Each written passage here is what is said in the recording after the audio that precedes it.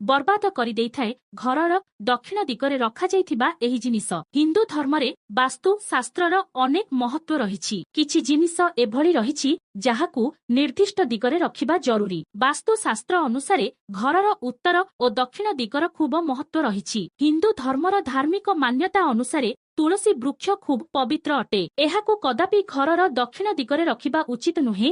ବାସ୍ତୁ ଶାସ୍ତ୍ର ଅନୁସାରେ ଘରର ଦକ୍ଷିଣ ଦିଗରେ ତୁଳସୀ ବୃକ୍ଷ ରଖିବା ଦ୍ୱାରା ଜୀବନରେ ନକାରାତ୍ମକ ପ୍ରଭାବ ପଡ଼ିଯାଇଥାଏ। ବାସ୍ତୁ ଶାସ୍ତ୍ର ଅନୁସାରେ ତୁଳସୀ ସହିତ ଜଡ଼ିତ ଏହି ଭୁଲ ମଣିଷର ଆୟ ଉପରେ ମଧ୍ୟ ପ୍ରଭାବ ପକାଇଥାଏ। ତେଣୁ ତୁଳସୀ ପ୍ରତି ବିଶେଷ ଧ୍ୟାନ ଦେଇ ଠିକ ଦିଗରେ ରଖିବା ଜରୁରୀ। ଯଦି ତୁଳସୀ ଗଛର କିଛି ଅସୁବିଧା ହୋଇଥାଏ, ଯେପରିକି ବାରମ୍ବାର ଝାଉଁଳି ଯିବା, ଅସମୟରେ ନାରାୟଣ ପାଇଯିବା ଇତ୍ୟାଦି ହେଲେ ଘରର ସଦସ୍ୟଙ୍କ ହେଉଥିବା କାର୍ଯ୍ୟ ବିଗିଡ଼ି ଯାଇଥାଏ। ଶାସ୍ତ୍ର ଅନୁସାରେ ଘରର ଦକ୍ଷିଣ ଦିଗରେ କଦାପି ପୂଜା ଘର କରନ୍ତୁ ନାହିଁ। ଯଦି ଘରର ଦକ୍ଷିଣ ଦିଗରେ ପୂଜା ଘର